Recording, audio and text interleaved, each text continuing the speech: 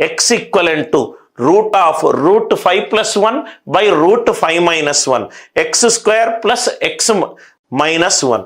ఇక్కడ మీరు పైన కింద రూట్ 5 మైనస్ 1 తోటి మీరు గనక సింప్లిఫై చేస్తే, పైన కింద రూట్ 5 మైనస్ 1 తోటి మీరు సింప్లిఫై చేస్తే, రైట్, రూట్ 5 ప్లస్ 1 తోటి చేద్దాం. ఇదేమవుతుంది? Root 5 plus 1 divided by 5 minus 1 4, root 4 ఎంత 2.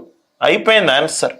ఎక్స్ ఈక్వలెంట్ పైన కింద రూట్ 5 ప్లస్ 1 తోటి మల్టిప్లై చేశాను అంటే ఇదేమైంది?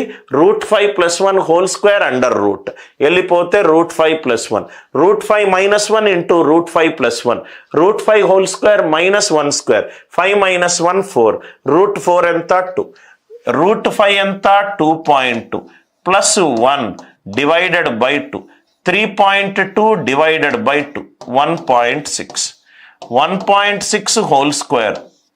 రూట్ 5ని అప్రాక్సిమేట్గా 2.236 సార్ 2.2 అని రాసుకున్నాను. 1.6 హోల్ స్క్వేర్ ప్లస్ 1.6 మైనస్ 1, ఇదేమో 2.56, ఇదేమో 1.6 మైనస్ 1, ఇది 0.6. అంటే answer should be just greater than 3. Answer should be just greater than 3.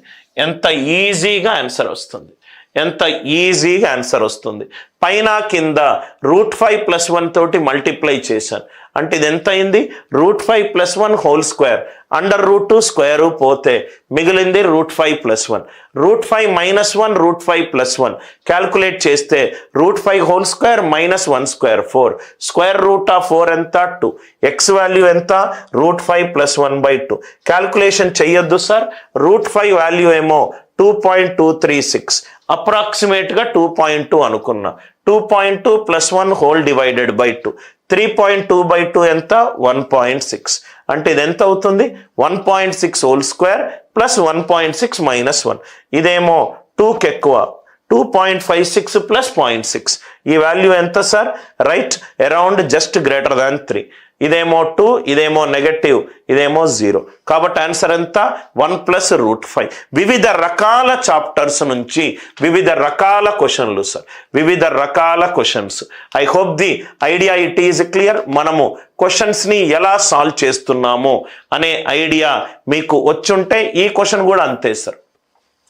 4 బుక్కులు తీసుకున్నాను, 3 పెన్సిళ్ళు తీసుకున్నాను, నాకు కొంత ఖర్చు అయింది. ఆ ఖర్చు దేనికి ఈక్వల్ సార్? 8 బుక్కులు తీసుకున్నాను, 1 పెన్సిల్ తీసుకున్నాను. 8 బుక్కులకు 1 పెన్సిల్కి ఎంతైతే ఖర్చు పెట్టానో 4 బుక్కులకు 3 పెన్సిళ్లకు అంతే ఖర్చు పెట్టాను. అంటే 4 బుక్స్ కాస్త 8 బుక్స్ అయింది. అంటే ఎక్స్ట్రా 4 బుక్కులకు ఎంత ఖర్చు పెట్టాను? రైట్, 2 పెన్సిళ్ళకు అంతే ఖర్చు పెట్టాను. 4 ఎక్స్ట్రా పుస్తకాలకు ఎంతైతే నేను ఖర్చు పెట్టానో 2 పెన్సిల్స్కి అంతే ఖర్చు పెట్టాను. క్వశ్చన్లో ఏమన్నాడు? 4 బుక్స్ ప్లస్ 3 పెన్సిల్స్, 4 బుక్స్ అంటే 2 పెన్సిల్స్, అంటే మొత్తం 5 పెన్సిల్స్కి ఎంతైతే ఖర్చు పెట్టానో, 5 పెన్సిల్స్కి ఎంతైతే ఖర్చు పెట్టానో, రైట్, ఇక్కడ రైట్ 5 పెన్సిల్ ప్లస్ 5 బుక్స్ కాదు, నాకు టోటల్ 5 పెన్సిల్స్కి ఎంతైతే ఖర్చు పెట్టాను 4 బుక్కులు కాస్త 8 బుక్కులు అయింది. అంటే ఎక్స్ట్రా 4 బుక్కులు కొన్నాను. దానికి ఎక్స్ట్రా ఎన్ని పెన్సిల్స్ కొన్నాను? 2 పెన్సిల్స్. 4 పుస్తకాలు కొనడానికి నేను ఎంతైతే ఖర్చు పెట్టానో 2 పెన్సిల్స్ కొనడానికి అంతే ఖర్చు పెట్టాను. 4 పుస్తకాలకు నేను 2 పెన్సిల్స్ ఖర్చు పెడితే 2 పెన్సిల్స్ ప్లస్ 3 పెన్సిల్స్, 5 పెన్సిల్స్కి ఖర్చు పెట్టింది ఆన్సర్లో ఏ ఈక్వేషన్ తోటి సమానం.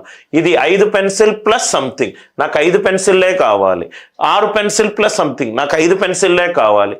6 బుక్స్, 4 బుక్స్కి అంటే 1 పెన్సిల్కి 2 పుస్తకాలు అవుతే రైట్, 6 పుస్తకాలకు 3 పెన్సిళ్ళు, 3 పెన్సిల్ ప్లస్ 2 పెన్సిల్, ఆన్సర్ ఎంత?